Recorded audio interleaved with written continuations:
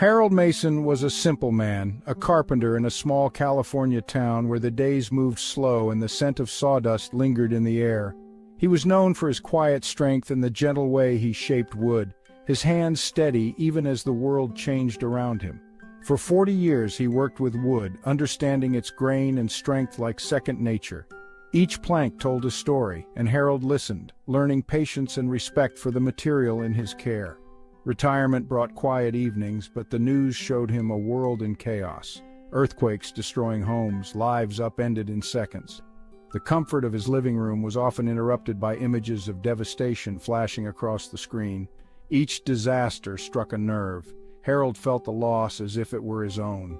He imagined the families, the memories lost beneath the rubble, and the helplessness that followed. He'd built homes to code, but watching concrete crumble, he questioned everything he knew. The rules he'd followed for decades suddenly seemed fragile, inadequate against nature's fury. Experts on TV spoke of steel and concrete, but Harold saw their mistake. They fought the quake instead of working with it. Their solutions were rigid, unyielding, and ultimately they failed when the earth moved. Nature, he realized, had the answer. Trees bend in storms, they don't break. Their flexibility was their strength, a lesson overlooked by those who built only for stillness. Why weren't buildings designed to move, to flex, and survive? Why did we insist on fighting the earth instead of learning from it? The images of destruction became a challenge he couldn't ignore. Each collapsed building was a question, a call to do better.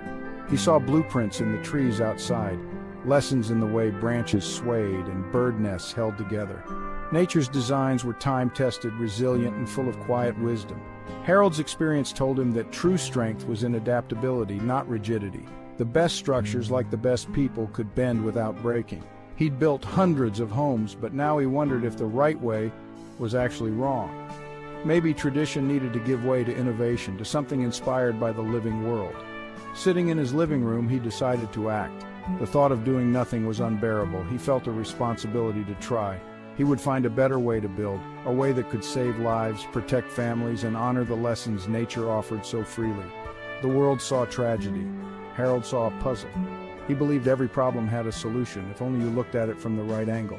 He was determined to solve it, using the wisdom of wood and the lessons of nature.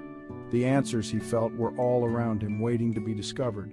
He wasn't an engineer, but he trusted his hands and his instincts. Years of craftsmanship had taught him to see possibilities where others saw only problems. The quiet carpenter was ready to challenge the world's assumptions. He would not be silent while others suffered. He would build a house that could dance with disaster, not fall to it. A home that moved with the earth instead of against it. And with that, Harold Mason's journey began. A journey not just to build a house, but to change the way we think about safety, resilience, and the wisdom found in nature. Harold's idea grew from frustration to obsession. He saw modern construction as a losing battle, rigid homes shattered by unstoppable force. What if, he wondered, a house could ride out a quake, flexing instead of fighting? Wood, with its natural elasticity, became his inspiration. He envisioned interlocking joints like a skeleton that could absorb shock. The idea defied tradition, but Harold believed true strength was in adaptability. He knew experts would scoff, but he trusted his experience. He filled notebooks with sketches, drawing from ancient Japanese pagodas and the humble dovetail joint. His concept, a frame that distributed force so no single point would fail. It was simple, born from a lifetime of hands-on work. Now he was ready to build. Harold retreated to his workshop, the air thick with sawdust and possibility. He cleared his bench, laid out his sketches, and began crafting miniature joints by hand. Each piece was carved with care, testing wood types for flexibility and strength. He built small frames, shaking and twisting them to mimic earthquakes. The models swayed but held together, proof his idea had merit. Encouraged, he built a scale model room and a homemade shake table. Simulating quakes, he watched his structure flex and survive. Failures taught him as much as successes. Each mistake refined his design. The process was slow, but Harold was relentless. Sawdust piled up, marking the hours spent perfecting his flexible frame. He wasn't just building a model, he was shaping a new philosophy. Nature's wisdom and carpentry's craft united in a revolutionary idea. Harold was ready to take his vision beyond the workbench. Small models weren't enough. Harold needed a full-size prototype. He cleared his backyard, investing his savings in lumber for a single-room structure. Skeptics called it Harold's folly, but he pressed on. Local architects dismissed his hand-drawn plans, but their rejection only fueled him. His greatest supporter was his grandson Leo, who saw a hero, not a fool. Together they built the house, Leo handing tools, Harold explaining every step. The structure rose, organic and flexible, unlike anything on the block. It looked odd, but it embodied natural principles. The project became Harold's world, a testament to backyard innovation. Sometimes the biggest breakthroughs start at home. The finished prototype stood in Harold's yard, a strange, beautiful statement quietly defying the ordinary homes around it. For weeks no one noticed the odd little house until Leo, Harold's curious grandson, suggested filming a demonstration to show friends online. Together they placed heavy-duty springs under the foundation, transforming the house into a giant shake table, an experiment in earthquake resistance. On video, Harold explained his idea in simple terms, then he and Leo jumped together, sending playful but powerful tremors through the structure. The house swayed dramatically, its wooden joints flexing and absorbing the shock, but nothing cracked or broke.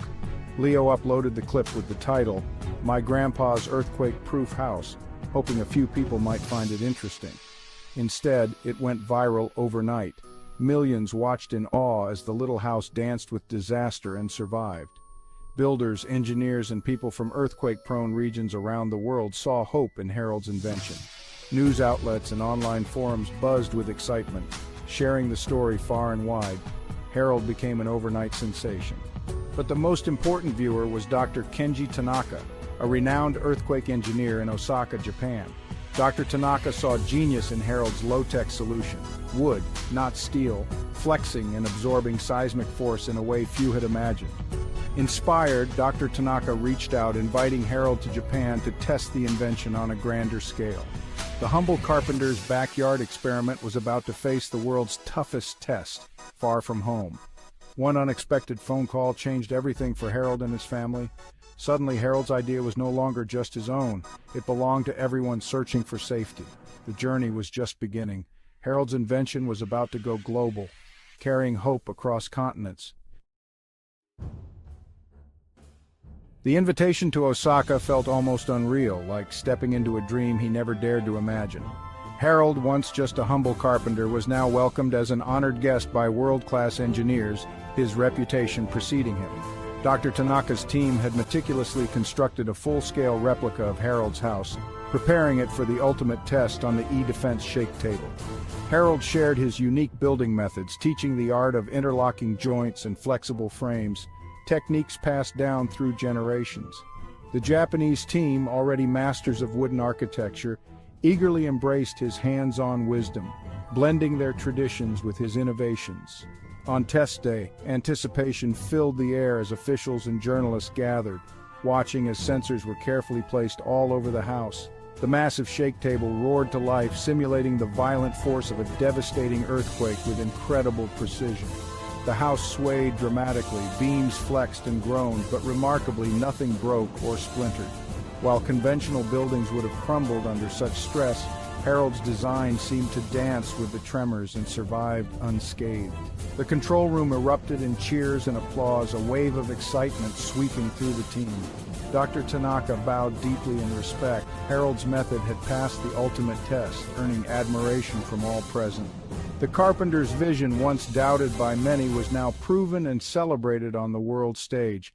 His flexible frame had redefined what it meant to build for resilience, inspiring a new era in earthquake-resistant design. Harold's journey had come full circle, from his modest backyard workshop to a global engineering breakthrough. Now the world was watching, eager to learn from his success. The Osaka test sent shockwaves through engineering circles. Harold's flexible wooden frame was affordable, effective, and revolutionary. Universities studied it, firms explored new codes.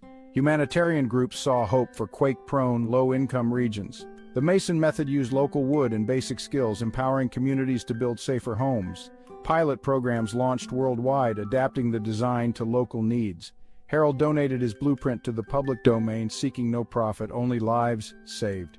His story proved innovation isn't reserved for experts. It can start in a backyard with empathy and experience. Harold's legacy is more than a house. It's a lesson in courage and creativity. One person, one idea can change the world. The Mason method became a blueprint for humanity. And it all began with a carpenter who dared to question the way things had always been. What's something people don't know about stories? They never truly end. There's always a new adventure waiting for you. Just pick your next tale and I'll meet you there. Subscribe to the Story Circle and let me know which story I should tell next in the comments.